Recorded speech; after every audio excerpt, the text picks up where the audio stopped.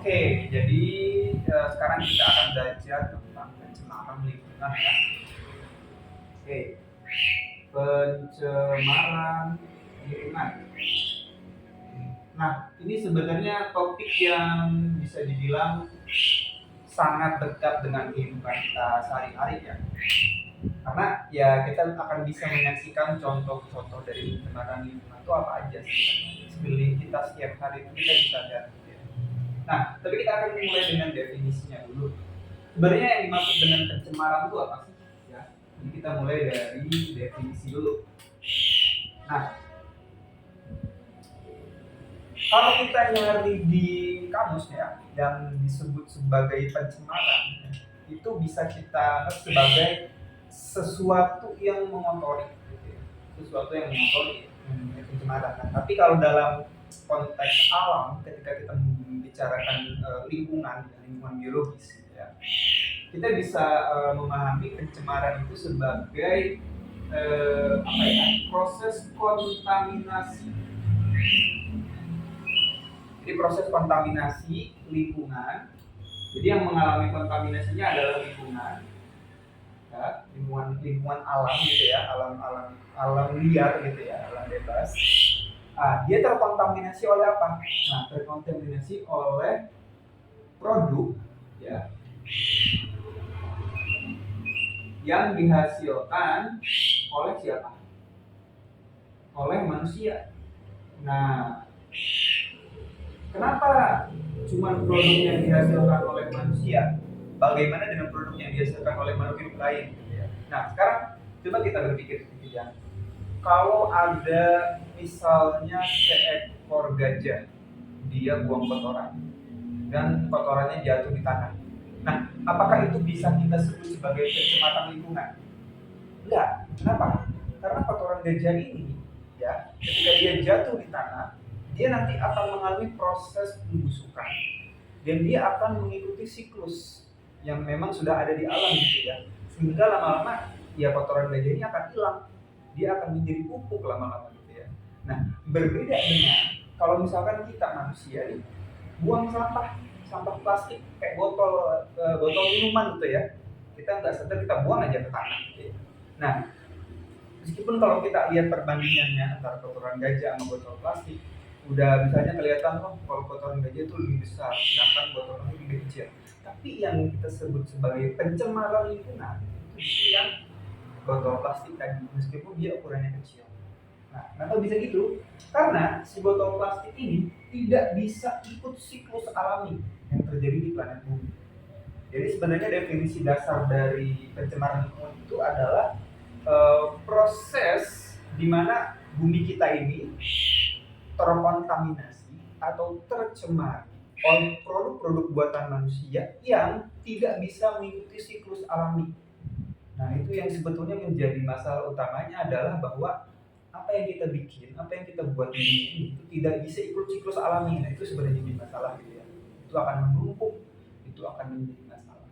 Nah, itu inti dari definisi dasar pencemaran gitu ya. Nah, kalian nanti boleh cari definisi kalian masing-masingnya. Cuman intinya kita bisa melihat bahwa pencemaran itu dari situ gitu ya, bahwa dia tidak bisa mengikuti siklus. Nah, oke. Sekarang kita akan lihat ke jenis-jenis pencemaran ya. Oke, lanjut ke jenis. Nah, kita sebetulnya bisa membagi ada beberapa cara ya untuk membagi pencemaran. Nah, tapi biasanya kita mengelompokkannya berdasarkan yang terdampaknya apa. Oke. Nah, secara garis besar tentu aja yang pertama mungkin yang paling kita sadari ya, yaitu pencemaran apa? Ini yang viral banget nih akhir-akhir ini, terutama di Jakarta ya, pencemaran udara. Nah, ini udah jelas banget ya, pencemaran udara itu ya, contohnya di Jakarta itu, bagaimana kualitas udaranya ternyata untuk beberapa hari ini mengalami polusi yang sangat buruk. Jadi itu pencemaran udara. Kemudian yang nggak kalah terkenalnya itu kita juga punya pencemaran air. Pencemaran air ya, udah jelas ini juga sangat mudah kita amati gitu ya. Misalnya di ya kita lihat aja sungai yang ada di Jakarta ya, sudah pasti dia pencemaran air. Nah, kemudian yang ketiga itu ada juga yang disebut sebagai pencemaran tanah. Nah, jadi kalau pencemaran tanah itu ya bagaimana tanah itu, jadi misalnya dipenuhi oleh sampah-sampah yang tidak bisa hilang gitu ya. Jadi tanahnya itu ya jadi tanah rusak, nggak bisa diapa-apain, nggak bisa kita pakai untuk tinggal, nggak bisa kita tanamin oleh tanaman gitu ya. Nah, itu termasuk pencemaran tanah gitu ya. Intinya kayak misalnya ada suatu bidang tanah yang isinya rongsokan semua gitu kan, dan itu nggak bisa diapa-apain, nah, itu pencemaran tanah. Nah, untuk tiga jenis pencemaran ini mungkin kita sangat familiar gitu ya, sudah sering dengar ya. Nah, tapi saya mau jelasin ada dua jenis lagi pencemaran lain juga gitu ya. Yang mungkin ini beberapa orang baru pertama kali. Pertama ya, selanjutnya adalah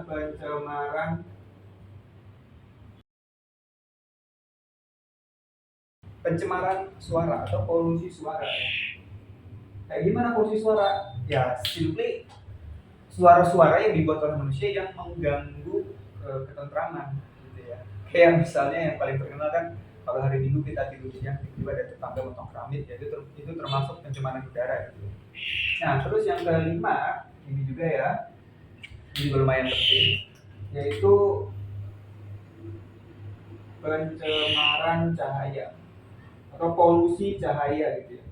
Polusi cahaya itu adalah ketika lampu-lampu yang digunakan oleh kita, oleh manusia di sebuah kota misalnya, itu mengganggu mengganggu kita melihat kondisi alam yang sebenarnya.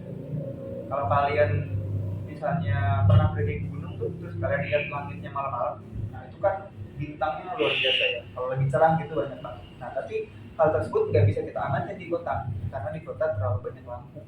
Ya, jadi itu terhalangi oleh lampu-lampu itu. Nah, itu juga sebetulnya termasuk pencemaran, termasuk polusi. Oke, sampai sini dulu jenis-jenis